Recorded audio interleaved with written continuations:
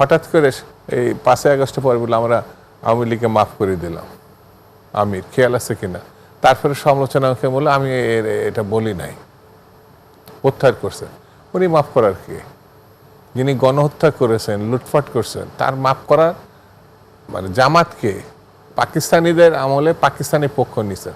অর্থাৎ এরা সবসময় ঘৃণিত শক্তির ধারে কাছে থাকতে পছন্দ করে। বাংলাদেশের সব থেকে বড় বড় ব্যবসা, তার ভিতর ব্যাংক ব্যবসা এক সিটি হলো জামাতের, এটা ওই যে ক্লিনিক এবং দখলদারিত্ব যেভাবে করছে, কারো অন্যান্য পার্টির কিছু চাঁদাবাজি 10,000 20,000 টাকার চাঁদা, ওরা স্যার লক্ষ হাজার কোটি টাকার ব্যাংক। একটা ঘটনা আপনার বলি, একটা ঘটনা ছিল, প্রথম আলো লিখতো যখন বিএনপি কোনো বড় সমাবেশ ডাকতো তখন এটা 20 দলের নেতারাও আসতেন, ওরাও আসতেন, ওদেরও কিছু লোকটোক যে থাকতো না তা না, মূল দলটা তো বিএনপি। কিন্তু প্রথম আলো লিখতো জামাত না আসলে পরে বিএনপির সমাবেশ বড় হয় না। মানে এটা জামাতের আবার নিজস্ব একটা রাজনীতি আছে, কিভাবে বিএনপিকে ছোট করা যায়, এটা আমার কাছে মনে হয়েছে। যেমন 1/11-এর আগে ডক্টর ইউনূসকে সামনে নিয়ে ডেইলি স্টার আর প্রথম আলো সৎ মানুষের খোঁজে, ভালো প্রার্থী, পরিবর্তন, মানে বিএনপিকে পরিবর্তন। 1/11 একটি সামরিক, ছদ্মবেশী সামরিক সরকার তারা গঠন করলো। প্রথম আলো এবং ডেইলি স্টার বললো এটা আমাদের মাধ্যমে আমরা এই সরকারকে নিয়ে আসছি, খেয়াল আছে? আর শেখ হাসিনা বললেন আমাদের আন্দোলনের ফসল। আর মিস্টার জেনারেল মঈন উনি একটা দল করার জন্য ফেরদৌস আহমদ কুরাইশিকে রেডি করলেন, যেটা কিংস পার্টির কথা বলছে। তা আলটিমেট দাঁড়ালো এই যে জামাত সেই সব বিবেচনায় বললো আমরা দুর্নীতির দায় নিব না। তার মানে 1/11-এ যখন 4 দলে মানে সরকারের বিএনপির পতন হয়েছে, দায় নিব না। বাংলাদেশের সব থেকে বড় বড় ব্যবসা, তার ভিতর ব্যাংক ব্যবসা এক সিটি হলো জামাতের, এটা ওই যে ক্লিনিক এবং দখলদারিত্ব যেভাবে করছে, কারো অন্যান্য পার্টির কিছু চাঁদাবাজি 10,000 20,000 টাকার চাঁদা, ওরা স্যার লক্ষ হাজার কোটি টাকার ব্যাংক, তারপরে এই কি ক্লিনিক, এগুলো করছে। আমার প্রশ্ন হচ্ছে মানে এই জায়গাটা, তারা তো দাবি করেছে যে বাংলাদেশের 2টি মাত্র দেশপ্রেমিক আছে, তারা এবং বাংলাদেশ সেনাবাহিনী। হ্যাঁ, এটা মনে করতে পারে। যেমন তারা এখন স্পষ্ট করেনি স্বাধীনতা 71-এর আগে তারা কোন পক্ষের লোক ছিল।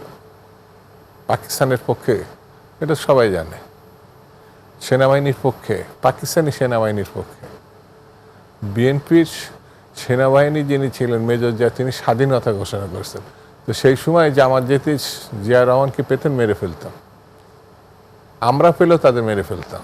মানে মুক্তিযোদ্ধারা তো মানে যুদ্ধটাই তো হয়েছে পাকিস্তানিদের সঙ্গে।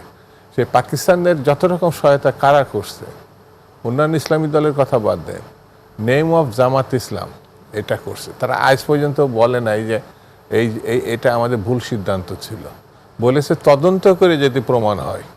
এই যে অতি নিকটে আমাদের জামাতের আমির সাহেব বলেছেন, উনি একসময় জাসদ করতো, তখন জামাতকে কি চোখে দেখতো আমি জানি না। ইনি অবশ্য ফ্লেক্সিবল ক্যারেক্টার। হঠাৎ করে এই 5ই আগস্টের পরে বলে আমরা আওয়ামী লীগকে মাফ করে দিলাম, আমির খেয়াল আছে কিনা? তারপরে সমালোচনাকে বলে আমি এটা বলি নাই, প্রত্যাহার করছেন। উনি মাফ করার কি? যিনি গণহত্যা করেছেন, লুটপাট করছেন, তার মাফ করার মানে জামাতকে পাকিস্তানিদের আমলে পাকিস্তানি পক্ষ নিছেন। অর্থাৎ এরা সবসময় ঘৃণিত শক্তির ধারে কাছে থাকতে পছন্দ করে। আমি যে কথাটা বলি, ওই যে সমাবেশে এদেশে যখন দাড়ি টুপি পরে না, তখন মনে হয় যে সবই জামাত, ওরা দাবু করে। কিন্তু ফ্রন্ট ভেঙে দেওয়ার পরে ওদের ওই সময় থেকে বড় বড় সমাবেশ বিএনপি করছে এবং দাড়ি টুপি এত বেশি হয়েছে যে সেই সময় তার জামাত বলতে পারে না ওদের লোক। এই দেশে দাড়ি টুপি যারা ইসলামী সত্যিকারের ধার্মিক, এই দেশে কিন্তু সারা তৃতীয় বিশ্ব, সারা বিশ্বের এখানকার মুসলমানরা অতি উত্তম, এত সুন্দর ডেডিকেটেড সৎ ভালো ইসলামপন্থী মানুষ সারা বিশ্বে কোনো জায়গায় ইসলামে আছে কিনা আমার জানা নেই। কিন্তু এর থেকে 3% কি 2% যেটা মানে লাভ, এটা জামাতপন্থী। তা 98 বা 97 ভাগে ইসলামী বিভিন্ন দলের আছে। আমাদের বিএনপি আমার ধারণা আরো বেশি আছে, কারণ আমাদের ভোটের মাত্রা যে কোনো দলের থেকে বেশি।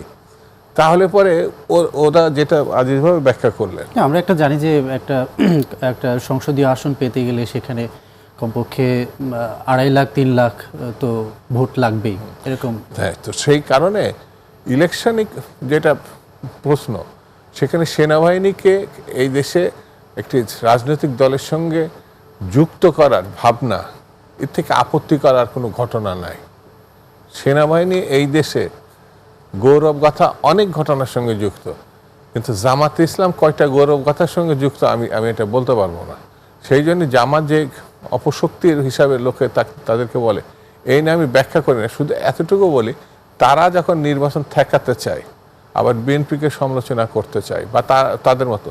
আমার প্রশ্ন আছে, যারা সমালোচনা করছে তো তাহলে যত দ্রুত সম্ভব ইলেকশন দিলে কিন্তু বিএনপি তাদের মতে পরাজিত হবে, তাই না? ইলেকশন দেয় না কেন? আমরা 16-18 বছর ধরে ইলেকশনের জন্য লড়াই করছি। আমি নতুন করে বলছি না।